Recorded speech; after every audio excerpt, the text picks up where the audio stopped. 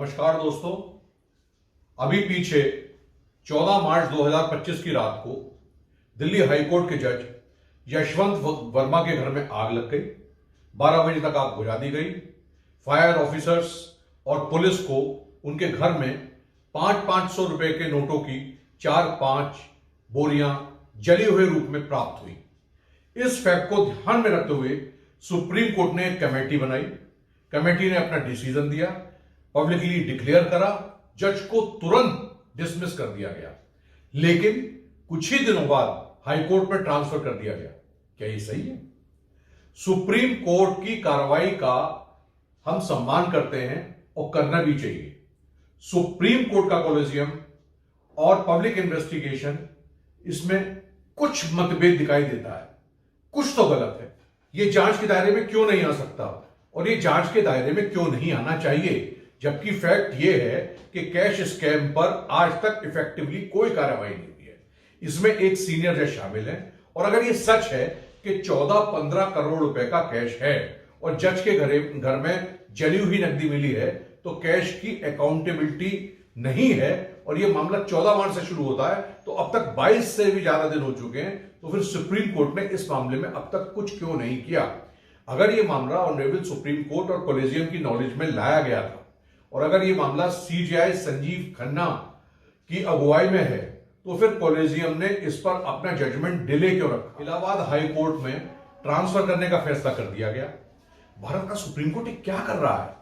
Allahabad high court bar association ने भारत के सर्वोच्च न्यायालय से कहा है कि हम कूड़ेदान नहीं है और हरीश साल्वे ने भी इलाहाबाद हाई कोर्ट का फेवर करा है।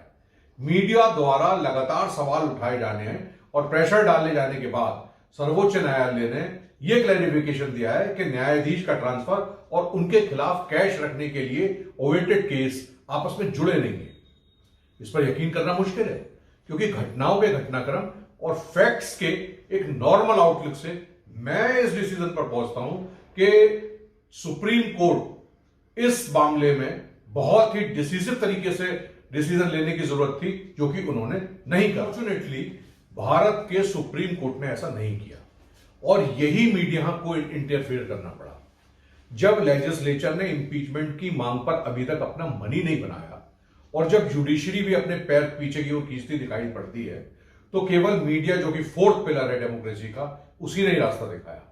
मामले में ऑप्शन इमीडिएट सस्पेंशन, रेजिग्नेशन या इमीडिएट इंपीचमेंट होना चाहिए था।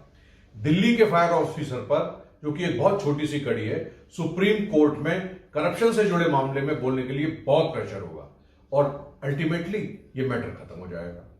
हमें इस बारे में प्रैक्टिकल होना होगा और ऑनरेबल हाई कोर्ट को कॉलेजियम सिस्टम की एम्बिग्यूटी और सीरियसनेस, इफेक्टिवनेस पर हमको सोचना होगा। इस कॉलेजियम सिस्टम ने देश के लोगों को डिसअपॉइंट किया है।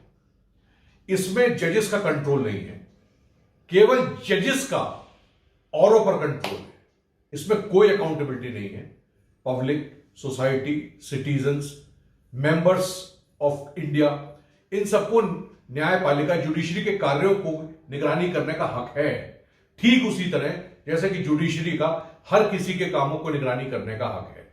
इस मामले में जुडिशरी को अपने प्रति high standard of justice, propriety, ethical conduct, righteousness लागू करना चाहिए।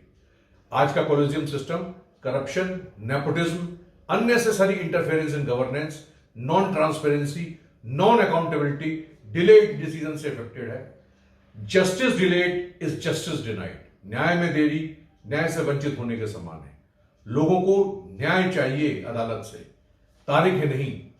कॉलेजियम में clarity, technical advancement, accountability, appointment के साथ साथ बहुत सारे इंप्रूवमेंट की जरूरत है।